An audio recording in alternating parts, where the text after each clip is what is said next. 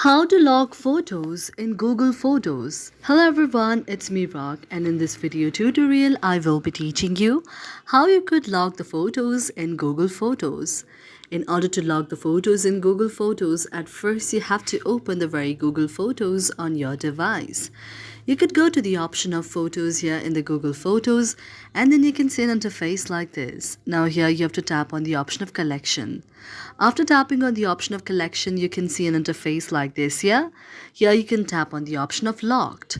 After tapping on the option of locked, now it will take you to an interface like this here. Now you can go to the option of set up the locked folder.